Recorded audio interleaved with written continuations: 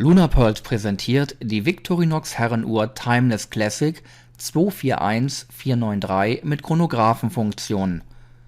Die Ausstattung dieser Uhr umfasst ein Quarzuhrwerk ETA G10211, Chronographenfunktion, analoge Anzeige von Stunde, Minute und Sekunde, Datumsanzeige, kleine Sekunde, Stoppfunktion, Tachymeter, lumineszierende Zeiger und Ziffern, kratzfestes entspiegeltes Saphirglas und eine Wasserdichtigkeit bis 10 atm. Das Gehäuse besteht aus Aluminium mit einem Durchmesser von 41 mm. Der Gehäuseboden ist verschraubt und die Krone zusätzlich mit einem Kronenschutz ausgestattet. Für einen optimalen Tragekomfort sorgt das ökologisch gegerbte Lederarmband, das mit einer Dornschließe verschlossen wird. Zum Starten der Additionszeitmessung Drücker A betätigen. Die Zeitmessung startet. Durch erneutes Betätigen von Drücker A wird die Zeitmessung gestoppt.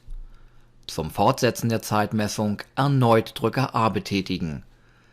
Die Nullstellung der Stoppuhr erfolgt mit Betätigung von Drücker A und anschließender Betätigung von Drücker B. Zum Starten der Zwischenzeitmessung Drücker A betätigen. Die Zeitmessung startet.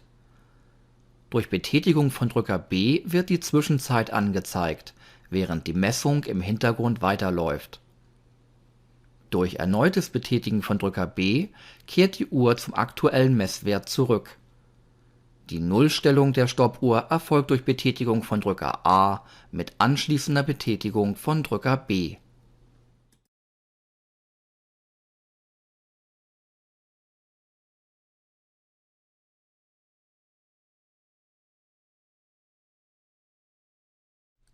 Zum Lieferumfang dieses Angebots gehört die Uhr selbst, eine ausführliche Bedienungsanleitung sowie eine Original Victorinox Uhrenbox.